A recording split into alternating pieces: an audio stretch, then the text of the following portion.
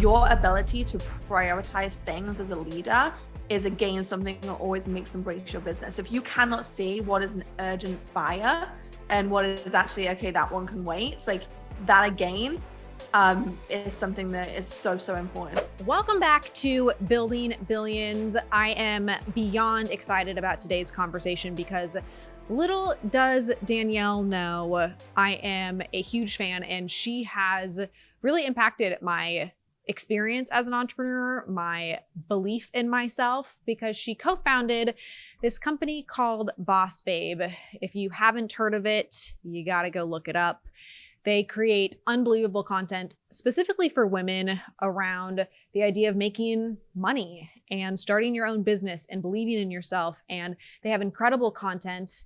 Early on, I joined their group and was part of the content that they were putting out monthly to get women all across the globe connected to each other. Danielle has such an impressive background from where she started in the chiropractic space, moving into Boss Babe, and she is up to some really exciting things that she'll share towards the end of the episode that you're not going to want to miss out on. So let's just get this thing started. Welcome, Danielle, to the Building Billions podcast. Thank you so much for being on this show. I want to welcome you to Building Billions. This is a really cool moment for me to get to meet you because you are, without knowing it, one of the people who really inspired me in a moment where I didn't know what I was going to do with my career, where I saw my future. And so it is an honor to have you on this show and for us to get to discuss all of the cool things that you've done, but also some of the exciting projects that you're working on now and what it really takes to be as successful as you've been. So with that, let's get started. I got a lot of questions to ask. So, go ahead. Thanks so much for having me on here. I just wanted to say, like, it's such an honor to have this conversation. So an open book. So I'm excited to kind of reveal everything on my journey for sure. So I would love to know your starting out phase. Where are you from? How did you get started in business and entrepreneurship? And tell the audience just a little bit about your background. Yeah, for sure. So I was actually born in the UK, actually Nottingham. People know it for Robin Hood mainly. But I was born into a very, I would say, like average working class family. At that point, didn't really know any entrepreneurs around me. And I was that classic, stereotypical question got asked when I was 14. What do you want to be when you grow up? And the list was also the classic, the doctor, the policewoman, the nurse, the lawyer, all of these places. And at that stage, I was like, you know what? Like, I don't know what really is inspiring me at this point. I was never the kid that was like selling candy at the store or like, did the lemonade stands. I was the kid that had like 4 or 5 jobs at a time. Like I was the local babysitter. I was working in the shop. Like I was convincing people to give me jobs before I was of the age that really you should have had jobs because I wanted to earn my own money. So I'd always wanted to have this dependency that I could see that money allowed me. But again, my dad was an accountant and my mom was a teacher. Like entrepreneurship, the different types of jobs were just not the things that were around me. And so as I started embarking into my later schooling years, I just really started asking questions to the people I did get exposed to, like, hey, what do you do for a job? And what does that look like? And so long story short, I ended up going into chiropractic because I met a chiropractor and he loved his job. And I was like, you know what? I'll do that. I like helping people. That sounds good. So I went to college, graduated, and got headhunted for a job and was enjoying it. And so I graduated when I was 21, 22. I was always like a young one in my year. And when I was 23, I turned to my boss and I could see what was starting to happen. So what I noticed was I was making him a lot of money and I was really great at my role that I was doing. And I was like, hang on a minute, like I'm like building this clinic on my own. He's not even here. I might as well be owning this clinic. So I literally on my lunch break at 23, I went and knocked on his door and was like, hi, I want to buy your clinic. And he was like, huh? He's like this 50-year-old man, like, what is this kid talking about? No one has ever approached him at this point. And I had no idea really what I was doing, but I knew that, hang on a minute, I was building an asset for him. And if I didn't buy it sooner versus later, I was effectively making it more expensive for me to buy it later down the line. So long story short, I ended up buying his clinic. I ended up doing partnerships with other people in the area. And I ended up becoming a owner of one of the fastest growing primary healthcare brands in the UK. And that was all great. But what I started in 2016 was that I started having some financial freedom, but I realized I didn't actually have true freedom because I was tied to brick and mortar and I was tied to 15-minute appointments. I was still very much active in clinic, as well as having physios and doctors at the clinic. I was still really, really active. And my dad had a skiing accident in 2016 where he hit the slopes at 68.9 miles an hour and fractured his pelvis completely. It was whole drama, helicoptered off the mountain, transferred hospital, told he would never ski again. He couldn't walk for 3 months. And in that moment, once I realized my dad was going to survive it, I realized that I actually, although I had some financial freedom, I didn't really have true freedom. I had to leave him and my mum in a foreign country and head back to my work because I built a business that actually didn't support the lifestyle that I wanted. I wanted to be able to travel. I wanted to be able to move countries. I wanted to be able to build something that created for some flexibility. And that wasn't what I had created at the age of 26, 27. And so at that point, I think I started I realized this about myself. I believe in seasons and I believe in chapters. And most people feel like once they embark on a chapter, they have to see that chapter all the way through because it's what they committed to when their feelings or their circumstances were in a certain position. What I've always allowed myself to do is be okay with chapters coming to an end and moving on to the next chapter, which is perfect for my, life at that point. And so I realized whilst I was really proud of what I had built up until this stage, it actually wasn't going to serve me into the next chapter that I wanted to go in. And so I started looking at online businesses and I started exploring what this digital marketing whole thing was about. I started exploring who was doing podcasts. I started looking at Amazon businesses, all these things that would allow me to be location independent, which I knew was one of the most important things for me at that time. And so embarking on this, what I did was most entrepreneurs do is you start asking questions. And as you start asking questions, you start hearing either similar answers or start seeing a problem that a lot of people had. And at that point in my life, this was 2017, I realized that I was not alone as an ambitious woman, but I didn't know anyone around me. So I noticed that none of my friends, they thought I was absolutely crazy for wanting to leave chiropractic. Like they were like, you went to school for this. What are you doing? They're like doctors and lawyers. They're like, absolutely think I'm insane. They also could not get their head around me saying, I want to earn more money. Like I came from that place where, it's kind of greedy to have a lot of money, or bad people have money, evil. They're doing some, they're screwing someone over along the way. And so that was very much the society that I've been brought up into. So when I started saying like, hey, as a 26, 27-year-old woman, like I'm not happy earning six figures. Like I want to be earning more than six figures. I want to be earning, millions a year. Absolutely no one understood that. And so as I started embarking on this online world, I realized that lots of other women felt that same way. And so really that's how then my first online business was born. Boss Babe was out of a realization that me and then who I co-founded it with, also called Natalie, my business partner, we had very similar challenges. We felt isolated as women entrepreneurs. We felt like we felt awkward about saying that we wanted to earn more money. And we coined the term unapologetically ambitious. We wanted to create a community where you could be unapologetically ambitious and that be absolutely okay. But more than okay, that was celebrated. It was celebrated that you wanted to earn more money, because guess what? When you earn more money, you can do more good in the world and you can actually achieve the lifestyle that you want for you, your family, your friends, the charities that you want to support, and create the change that you want to see. So that's really where my step into this digital space really started, was 2017 into 2018, which is when we founded Boss Babe.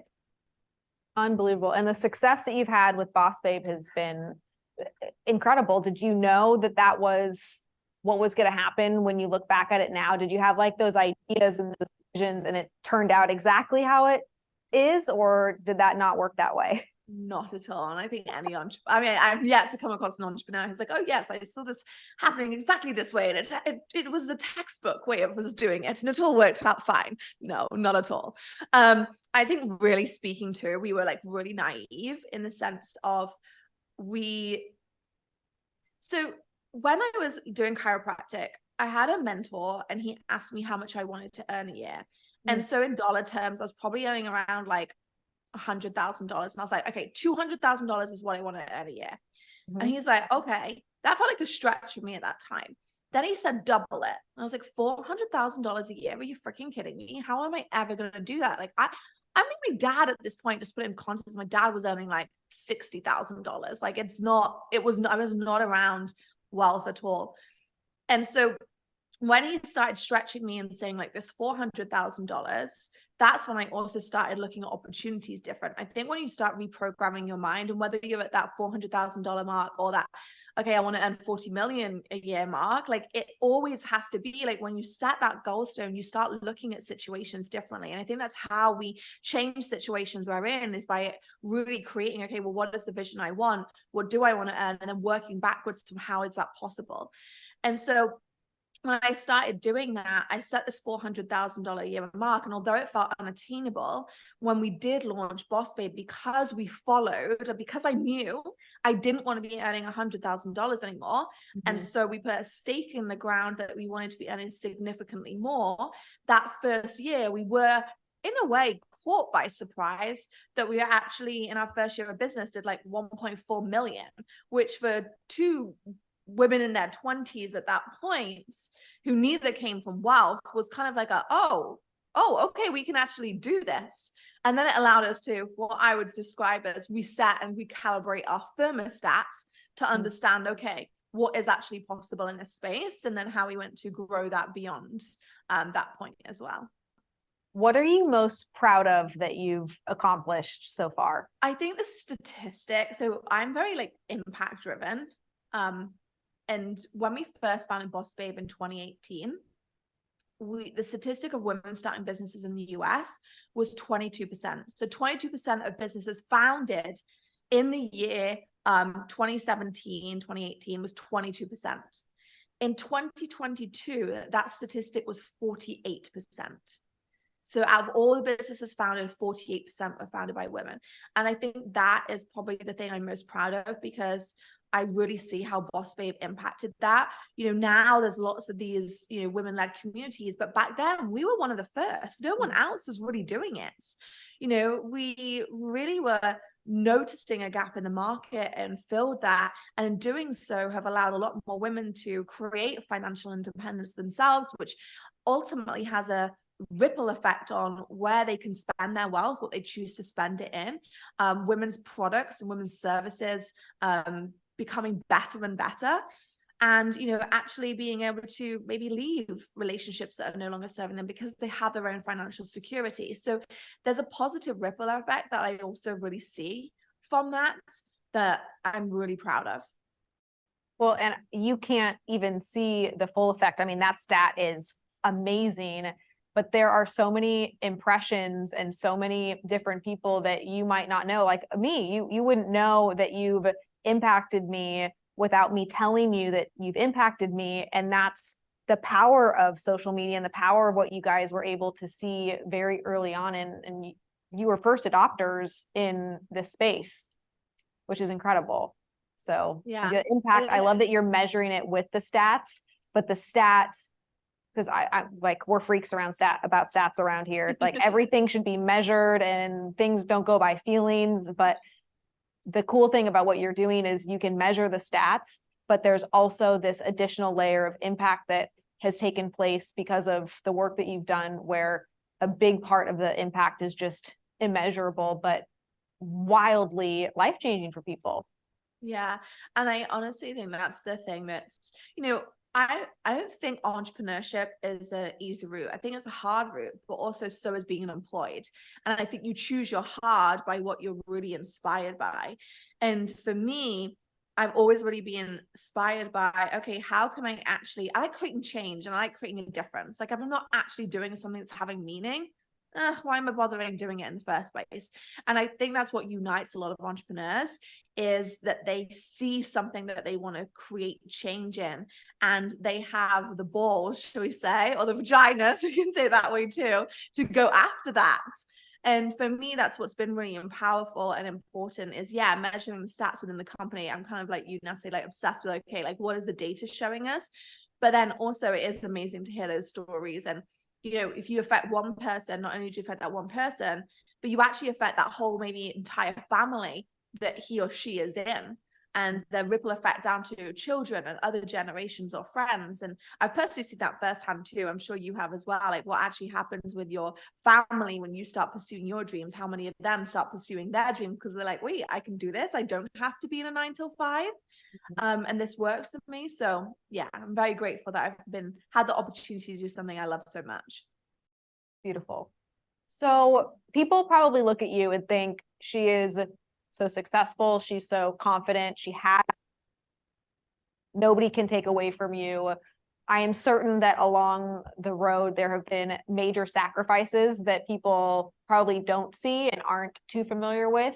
What would you say the biggest sacrifice is that you've made in order to get to where you are, and share any insight that you have about your mindset around the sacrifice? So funny, because I don't know if I don't know if I've ever positioned them as sacrifices in my head. And that's also what I'm wondering. And I'm actually interested in whether other entrepreneurs see that too. It's like, oh, it was a decision that I made, but was it a sacrifice? Maybe some people would class it as. So for example, I moved from the UK to Los Angeles. So I sacrificed being close to my family and not necessarily seeing them as much as I would have done. But I knew that being in America was going to be so much better for the brand and for my career overall. But also I wanted to come. And then I would also say, there are definitely the hustle of working so incredibly hard. Like for me, it is not abnormal to work 80-hour weeks at times, but I don't necessarily see that as sacrifices. I enjoy it when I'm doing stuff. And sometimes work looks like doing a podcast. Sometimes work looks like flying to a seminar. Sometimes work looks like any of these other things. And so I just really hold space for, they're not necessarily sacrifices for me, but there are some other people might have positioned them that way. And then also really vulnerably, like I ended up getting divorced. My relationship didn't last the test of time. But again, I don't think that was, I sacrificed my relationship. I just think entrepreneurship grew me so much.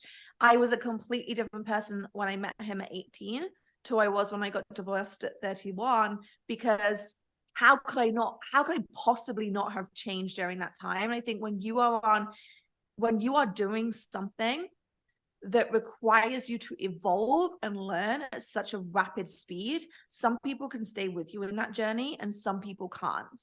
And that is also okay.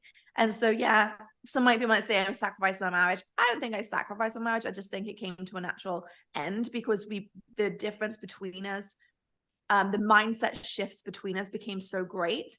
It was like I was on AM frequency and he was on FM frequency. Like our radio waves were just not able to like jive and communicate. And so that came to its natural end as well.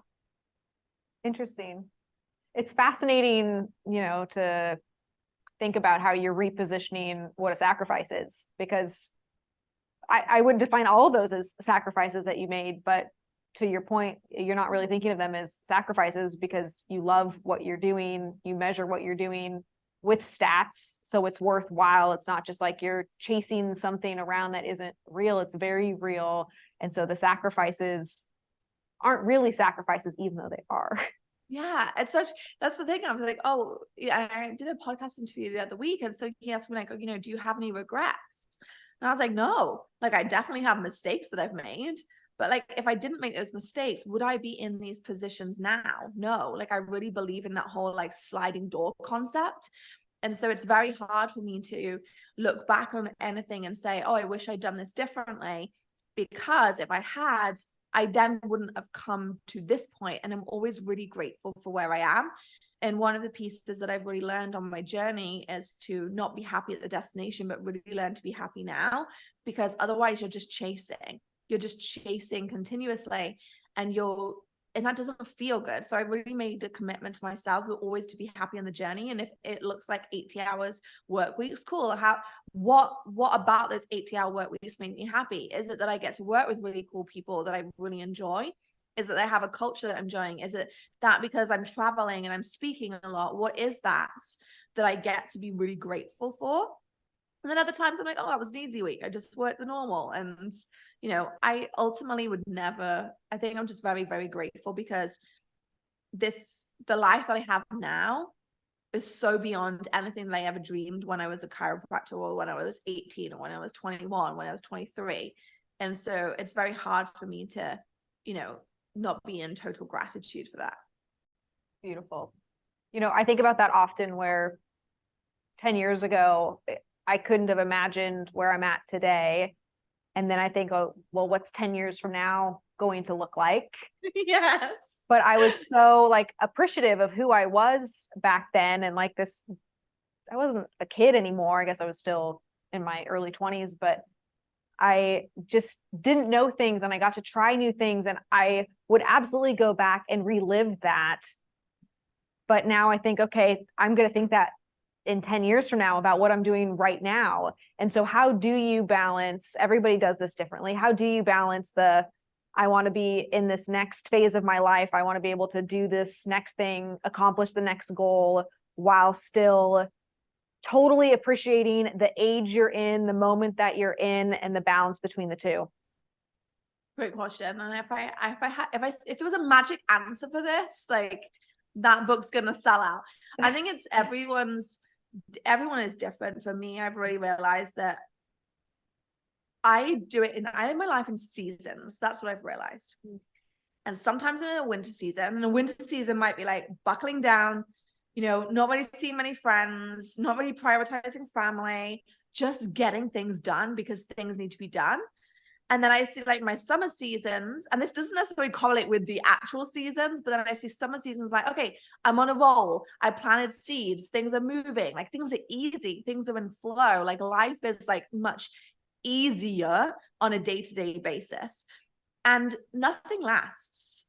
This too shall pass. I always think about that. Things always come and go. And I really also realized that to feel the highs, I have to feel the lows. That was my biggest realization, right?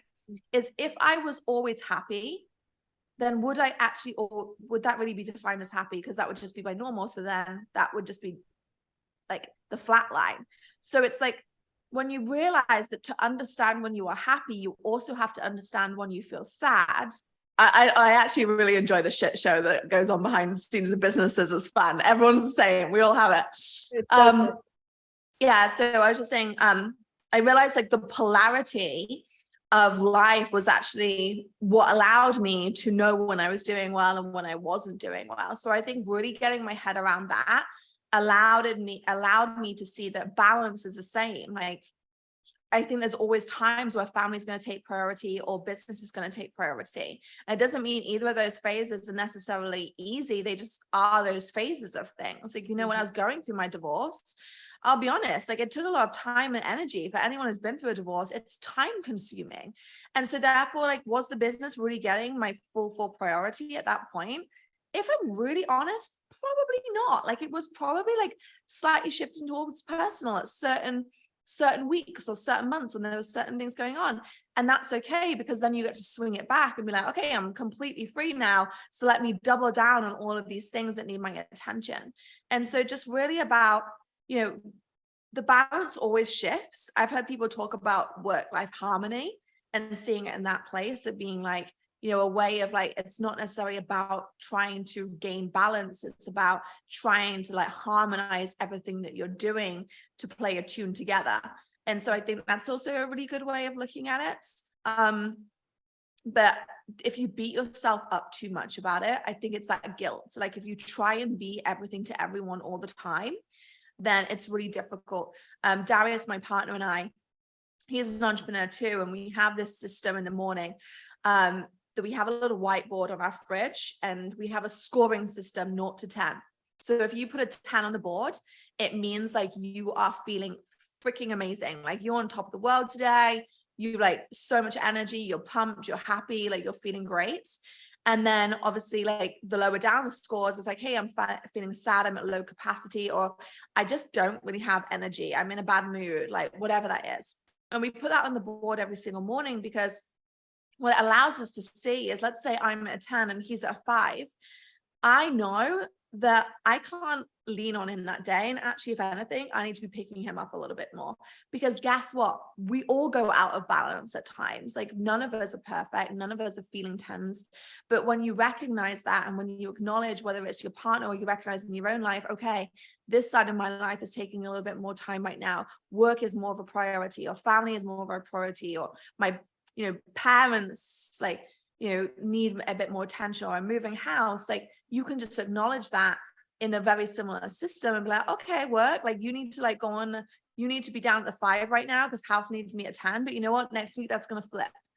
And so just, oh my God, I'm realizing how obsessed I am with numbers. Quantifying stuff like this is really helpful for me. I love it. Where numbers are a beautiful thing, but a lot of people just don't measure things. And it's wild when you do measure things. Like discipline really does create clarity. And when you have clarity, you're able to just move through life better. And I know I wasn't super great at math growing up. And so the idea of numbers or stats kind of scared me. And then when I realized, wait a second, everything that I want has to do with a number. There's numbers associated with the coffee that I bought. There's numbers associated with the stats of a podcast or the revenue or the profitability. And if you can just not be scared of numbers and really honestly even saying, hey, I'm at a 5 today. You don't have to be at like I'm an average. What does average mean? No, I'm at a 5 today. I'm going to commit to a number. That's where I'm at. Ideally tomorrow is a 6. Like what could we do to make it a 6? And then you can improve it. And it actually feels like you can control your life instead of just always feeling like there's just stuff that isn't able to be identified clearly. And that's the biggest thing that I introduced even with our teams and stuff, was just like really allowing people to know, like, okay, it's much easier for me to say I'm at max capacity today, only come to me with the things that are really, really priority, otherwise push them to tomorrow. Mm-hmm. And allowing everyone to just be being very transparent. Like we would use the capacities in like a 10. Like if I'm at a 10, let's say I have back-to-back podcasts and all these pieces, and I have some deadlines I need to get. Well, if you're thinking wait till Friday or 2 days down the line, wait till Friday then, like, and focus on some other things first, and just really being upfront with everybody.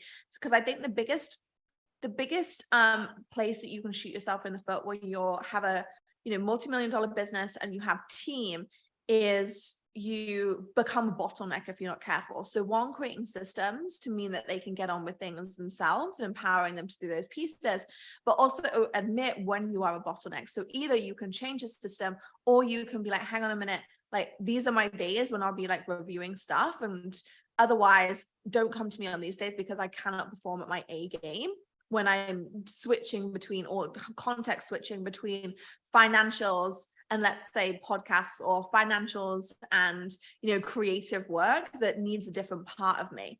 So just being really, really, I use the numbers in so many different ways just to help like quantify what I'm doing, how I'm feeling, and where I'm at. I love that.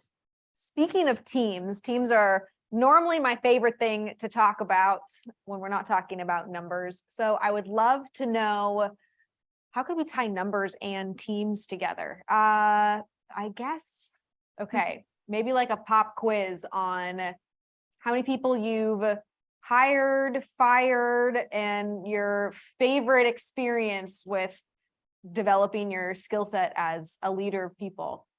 Oh my God, I don't even know how many people I've hired and fired. Okay, great. Forget the numbers on that. Yeah, I wouldn't even say it's enough to have gained a lot of experience in it. Yes. And for sure. One of the tips I would give though, when it comes to team, like building teams is like my favorite thing. I did we've done the Principles of You personality quiz. It's Ray Dalio's. It's really interesting. Yeah. And I did that one. And then there was another one I did, but essentially a lot of my skill sets too are in being like a promoter. I'm really good at like motivating teams and getting everyone rowing in the same position. So that for me, that's why I like creating businesses that inspire, because when you get people behind missions, they will work, first of all, so much harder. Second of all, happy workforces are like 30 to 40% more productive, research has shown time and time again. So it's really, really important to invest in those pieces. And so I think I'm most proud of cultures that I've created where people almost kind of show up to that business as if it is their own, like they really care because they are driven completely by a mission. But one of the things that has helped me on my journey of managing teams the most, and this was what I learned really early on, like the first year of Boss Babe, I realized that I actually didn't have that much like managerial experience. I did, but not like on the scale that I was starting to need. And so I hired this woman to teach me a little bit more about leadership. Like I did a leadership course, and she spoke about handing the ball back to someone. And she said, what you'll find with employees is they try and throw you the ball consistently. And they'll throw it, they might throw it back, like not even into your hands, they'll throw it by your feet and you have to pick it up. And she's like, but the worst thing you can do as a leader is hold on to the ball, because guess what? Now you have 20 employees throwing you the balls, 30 employees. And so your job is to learn to give the ball back to them. And to, when someone tries to like ask you questions, even if it's like, hey, what do you think about this? Okay, well, what do you think about it? Get them used to solving a lot of their own problems with their own solutions, and then give them feedback on their solutions. So I think that was probably one of the biggest things that allowed me to grow and scale in my career personally, was having this concept of, giving the ball back and not making sure I was holding too many balls at once that weren't mine. Sure, as leaders, you have your own balls. Like I only have my hands full of balls. Don't give me yours as well. Let me like help you and learn how to catch yours better. That was always like a concept that I found was really empowering. I love that. I talk about them as monkeys, where your team members will, like in a one-on-one, bring you their monkey that's like going crazy and like throwing shit at the wall and like hanging off of the rafters. And after each and every one-on-one, as a leader, if you don't know how to have a one-on-one and nobody freaking teaches you this shit, if you don't know how to do it, you're just like taking all these monkeys. And then at the end of the day, I just have this visual of like these monkeys just like flying around your office. And that's what it really feels like without knowing how to manage it and really structure it. I'm gonna steal the monkey one. I like that. That has a better image than my ball one. I like imagining them in like little diapers and like they're cute, but they're like angry. I like this. The monkeys make me happy. I'm definitely on board for that. And like, there's more monkeys and they're running more riot the bigger your business builds. And I also think that's the beauty of listening to podcasts where there's other entrepreneurs, and it's like, look, we're all here to build amazing businesses that create impact, and everyone's building businesses with systems and ways of doing things. But you know what? There's always a monkey trying to tear down that system. There's always some monkey going rogue. And just to like be really forgiving with yourself as you're building, like if you have some monkeys running around, like everyone does. Like there's always someone hanging off a chandelier somewhere. Totally. But it's okay. And that almost goes to this idea of business owner prioritization. It's like, there's certain things in your business, if we were thinking about it as like a literal office space, like there's certain areas of your office that a monkey cannot be like throwing shit at the wall. Like the monkey, if it exists, which it does, it's to be in the back corner, and it's like, it's handled to an extent, it's there. Yeah, it's confined. It's not 100%. I could not agree more. And it's like prioritization is a thing also that is the biggest skill set. I think team leadership, because you have to build a team that is inspired. No business is built on its own. But then prioritization, your ability to prioritize things as a leader is again something that always makes and breaks your business. If you cannot see what is an urgent fire and what is actually, okay, that one can wait, it's like that again is something that is so important, like skill set. There's a lot of skill sets, I think, building businesses that no one really speaks about, because yes, you have to understand marketing strategy. Like I had sat in every seat at this point at Boss Babe, like everything from operations to finance to product to content to marketing, all of them. And really the glue that holds all those things together is the team and is prioritization of the team. Like really you have like, you know, very few jobs as a CEO or COO, but your key jobs are really about that vision and setting that vision, and then understanding how you deploy resources to it, and then understanding, you know, hiring the talent to, you know, execute on those parts, and then also prioritization. You have to be able to say, you know what, this is no longer a priority and we're deviating. So all of those things come into team for me as well. Do you have a favorite prioritization hack or thing that you do that helps you be as structured as you can? Yeah, so I was fortunate enough to spend like quite a bit of time with Tony Robbins in the like we were affiliates with him previously, so like groups of 10, which was just amazing. And I actually learned from him a lot about not trying to prioritize in my head. I think I did the classic early stage entrepreneur thing, which was like where you try to solve problems in your head versus writing them down. So what I tend to do now for prioritization is to write everything down.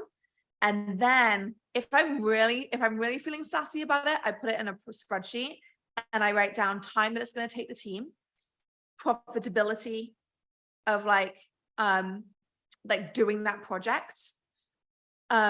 And then even if you just had those two, there's other ones that I add to it, but even if you just go time that's going to take the team and profitability, you can quickly see where your priorities need to lie. And like, okay, that is actually not even going to be a profitable task for us to do anymore. So let's can it and let's start again. The other thing that I think a lot of people fail on is being able to shut a door. Entrepreneurs traditionally tend to be like very enthusiastic of people. We like new things. We like challenges. We like, you know, lots of opportunity versus like, you know, being able to shut doors down and be like, no, we're not doing that anymore. Even though we might have done the research, we might have even got started, like it's not working. The market's shifted. You know, the economy is now in a different place than when we actually started this project. So it's no longer going to be of service, and it's no longer going to be viable. So we're okay cutting our losses. And so really realizing that having a space for myself to do that was always really important.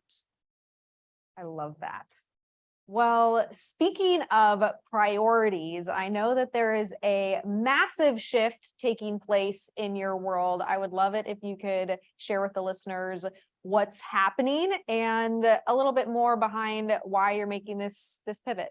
Yeah, so I recently decided to exit from Boss Babe, which was such a difficult decision for me because I've like been so passionate about it. But when you are running companies, like you both visionaries, like particularly when you're in co-founder relationships, you have to have exactly the same vision. You have to have exactly the same vision for the company. And we just didn't. Through lifestyle, and when we first met, Natalie and I were very similar. We had very like family situations that were similar. We like, you know, both were living in LA as I moved over here. And we just realized that we had different visions for where we wanted to take Boss Babe. And ultimately, I've always treated Boss Babe kind of like a little bit like a baby. Like it deserves the best. Like it's its own life form. It's not about us. It is about like what's best for the business. And so with this, we kind of went backwards and forwards on, you know, who was going to be, you know, what was going to be the best way forwards. But ultimately, I'd started also seeing I was getting excited about some other projects that I had been working on, seeing shifts in the market. And I think that's something that's really was one of my strengths, is being able to kind of have foresight into, you know, what is changing and what is developing and how can I be part of that. And so I really also identified that, you know, where we've been through this era of acquisition being from business to business. So businesses really investing in, let's say, Facebook ads or Instagram ads. So you've been acquiring customers via another business, should we say. I really started seeing that, obviously, since everyone's seen this since the iOS update shifted. But there's different ways that now, you know, you can still acquire customers that way, but they're really expensive. And I really started seeing that, you know, whereas before people were kind of buying products through these recommendations. Now, what's really taken hold is communities and people buying products based on, smaller, trusted communities. And so I wanted to create a place where communities could thrive, because I've been building on Kajabi, I've been building on Circle, I've been building on all these products for years, like all the dysfunction between a Facebook group over here and then a desktop app and content and product over here. And I was like, you know what, this doesn't work for either the owner or, quite honestly, the customer as well. So I've been working on a SaaS product called Member Up, with my other co-founders as well. Amy's one. We've got Hunter, Grant, Ross, Danielle, and really just seeing what we were learning in that market. And so we've built a SaaS platform where you can host your communities, and it's beautifully designed, and you get to like customize it in all those ways, because I really think, we've built these huge, massive audiences, but people are again starting to then lose connection, or they don't feel safe to actually feel like they're connected again. So I think we've kind of gone from like one extreme where everyone was isolated to, okay, now we've opened up this huge communities and followers that are so big that actually, hang on a minute, now we want those little bit smaller craving spaces, and maybe a little bit less toxicity than what we're seeing on the open platforms and Lime. So that's the thing I've been really excited about. And then also, I always say, like, I was never a natural marketer. I learned to be a good marketer, and I realized there's a formula to marketing, which I think a lot of people don't speak about. So I decided to write a newsletter every single Tuesday called the 2%. Which is actually also, it's for men and women, but I founded it because statistically wise, only 2% of women's businesses get to 7 figures. And I thought that was stupid. So we needed to change that.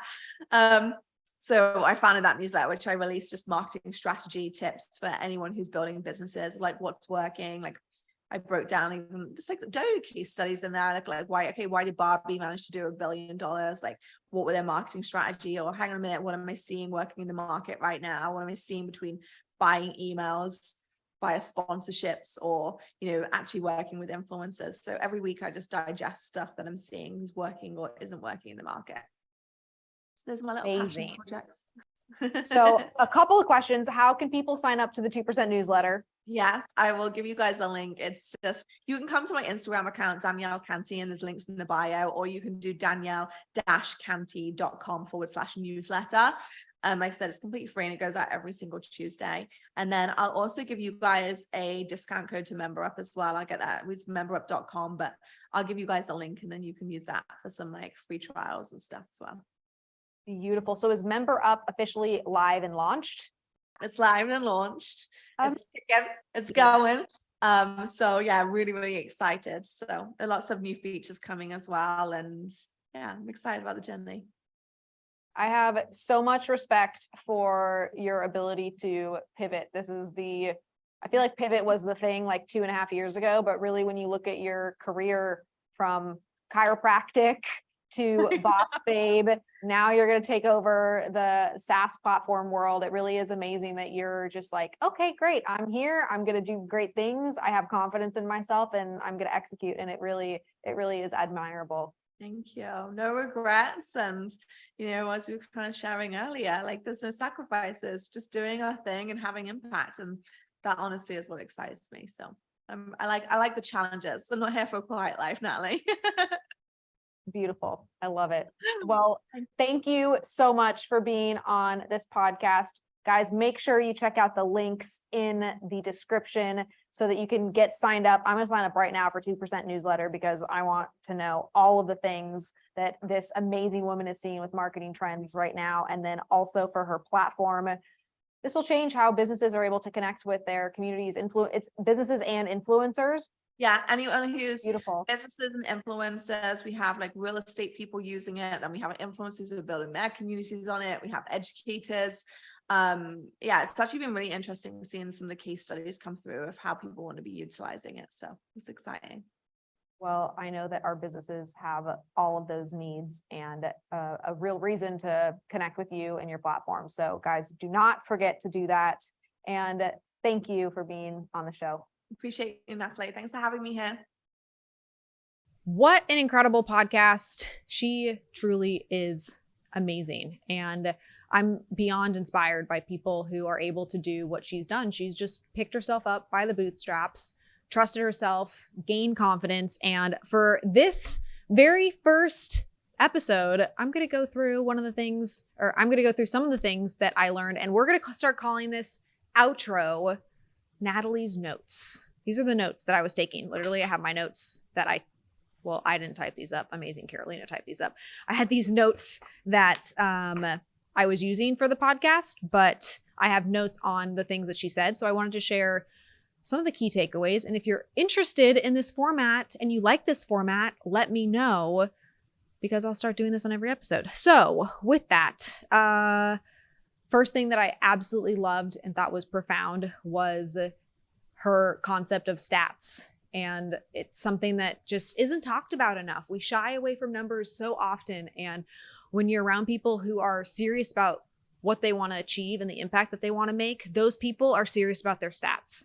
You cannot be great and say that you want to make this huge mark on society and not actually look at how many people am I impacting. So the fact that she had stats, the fact that she knew her stats, that's when you know somebody's a professional. So I would be asking myself, if I was you, what stats am I known for? Do I have the stats? If I don't have the stats, okay, great. That's your first place to start. You have to start with getting stats and paying attention to your stats. Okay, the next one was her branding of sacrifice. Let's just be honest. Moving from her family to California to a different country where we don't have those awesome British accents, that is a sacrifice. It's a massive sacrifice. And that's kind of a key theme that I've been seeing across all of these guests on the podcast is every one of them so far has made a move to a new location in order to create success. And I think that that is a very important step, where if you're willing to move and relocate because you're so sold on your goals and where you're going, it's kind of like a burn the boats moment. And I love that she rebranded sacrifice, that it wasn't to her really a sacrifice, but then also her sacrifices were moving, relationships, and then the seasons that she talked about was also really cool. There was one other thing that I definitely wanted to share. Oh, I might do some more content around this, because her talking about prioritization was such a great reminder that we don't talk about prioritization enough. How are you prioritizing your day as a business owner, as a leader? If you're not able to get done what you want to get done, you're probably paying attention to the wrong monkey. You're probably paying attention to something that's not moving the needle. And when she said that she writes it down, but then she also creates a spreadsheet, where the spreadsheet also has, is this action going to be profitable? Is this action going to take XYZ amount of time from the team? Therefore, should I prioritize this? That is brilliant. She's going back to using numbers to make decisions so that she can prioritize herself appropriately to grow her business. Love all of that. What a great episode. Don't forget to do all the things to follow her, subscribe to the newsletter. Again, gonna do that right now. Appreciate you guys for listening to or watching Building Billions. Don't forget to review Building Billions. We are growing this show. I appreciate you for hopping on, being an awesome contributor and audience member to the show. It would mean the world to me if you promoted it and left a review so that it can continue to grow.